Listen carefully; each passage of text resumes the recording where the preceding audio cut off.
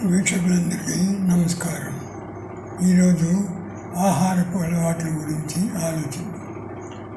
ఉదయం ఉపాహారం, మధ్యాహ్నం భోజనం 1 గంట లేక 2 గంటల లోపు, 4 గంటలు మరలా చిరుతిండి, రాత్రి 7 గంటల్లో భోజనం.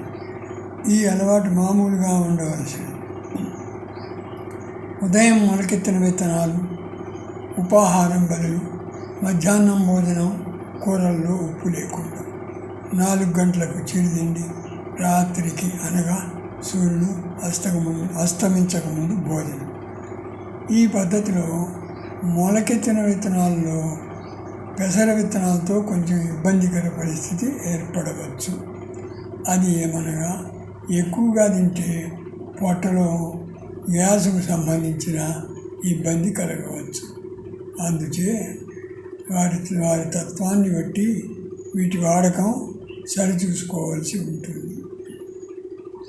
కాగా అపానవాయువులు ఎక్కువగా వచ్చి దుర్వాసన కూడా వచ్చును. నీరు త్రాగే విషయంలో ఆహారం తీసుకునే సమయంలో మంచినీళ్ళు తాగవద్దని, కాగా ఆహారం తిన్న 2 లేక 3 గంటల తర్వాత తాగవద్దని కొందరు అభిప్రాయం. ప్రస్తుత రోజుల్లో ప్రతివారం నీరు తాగుటకు ప్లాస్టిక్ సీసాలను వాడుతున్నారు. ఇది ఎంతవరకు ఆరోగ్యకరమో ఆలోచించాలి. ఎందుకనగా సీసాల్లోని సూక్ష్మజీవులను సీసా కడిగినా పూర్తిగా నిర్మూలించలేదు. అందుచే గ్లాసును లేని పక్షంలో స్టీల్ గ్లాసులో కానీ తాగుట మంచిది.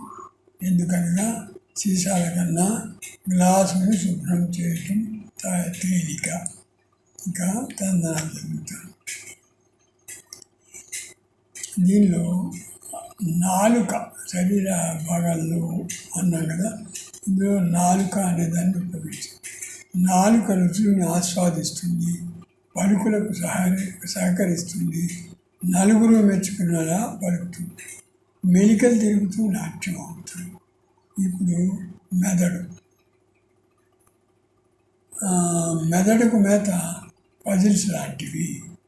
వదలకుండా ప్రయత్నిస్తే ఫలితం ఉంటుంది. తదేక దృష్టితో సాధించాలి. పందెంలో గెలుపు తమదే అవుతుంది. ఇప్పుడు దానిలో మెడ, తలకాయ 2 ఉపయోగించాం. మెడ మీద తలకాయ ఉన్నవాని నడవడి సరిగ్గా లేక జడుచుకొని ఏవేవో తిక్క పనులు చేస్తే దండిగా బాధపడాల్సి వచ్చును.